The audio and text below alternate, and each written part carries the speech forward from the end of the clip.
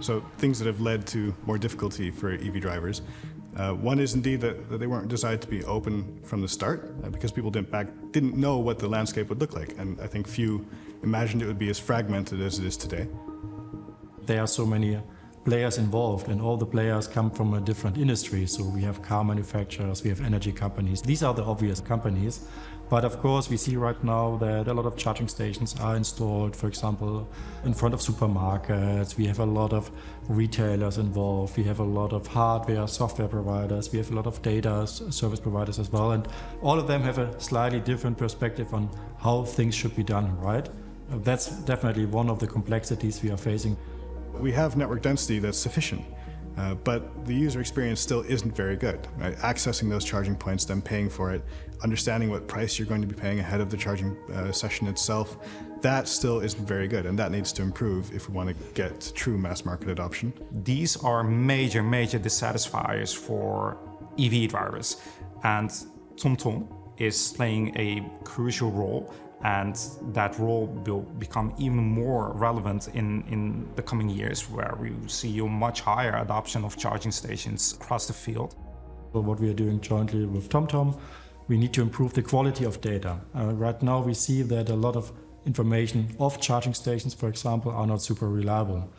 They are sometimes even missing relevant information, and therefore we think together we can definitely not only make the data more reliable, but also more precise. We can reflect on specific customer needs. I think that we need improvements in infrastructure, more consistency of infrastructure. There are obvious places where infrastructure is needed. But I also think it's definitely not on the driver. Pre-planning should not be the hardest part of your trip, right? You should be able to get in your vehicle, your car, and go where you need to go without having to think about it too much. Inside the car, we're trying to create experiences that reduce those problems, right? Create long-distance EV routing, for example, so you don't have to think about it. It's not about the process of planning. It's about just getting in your car, making sure, maybe looking at the overview, understanding what's going to happen, and then going. There is no question anymore if this is going to happen, but it will happen. But now it's in our hands to define the speed, how soon this is going to happen. And that requires, so to say, the collaboration on a political level, technical level, but of course also on a user level.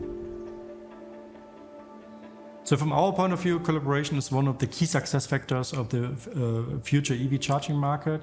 On the other hand, we still see that there are some gaps in the market in regards of, as mentioned, charging infrastructure. We don't have yet charging stations all around us, but we need to achieve this, especially when we want to have millions of electric vehicles driving around. And they can't all be set up by a single company. Companies are still trying to figure out what their role in the market is. They see each other as a potential competitor in the future, and so they're not really willing to work together. But to scale the market, we need to get past that reflex. We need to be willing to work with each other, even if we're a potential future competitor.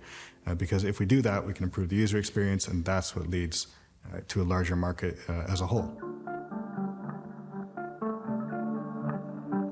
So the ideal EV driver experience is centered around that the EV driver is not switching between applications, between screens all the time to get charging done, that it's a seamless experience that's centered in the vehicle itself.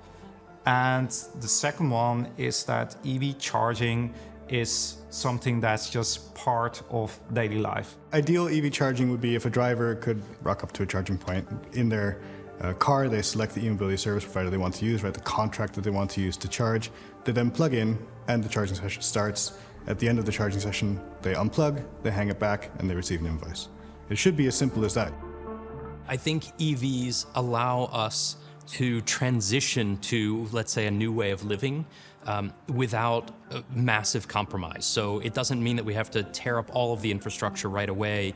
We can continue to live while we work on more sustainable cities and things like that.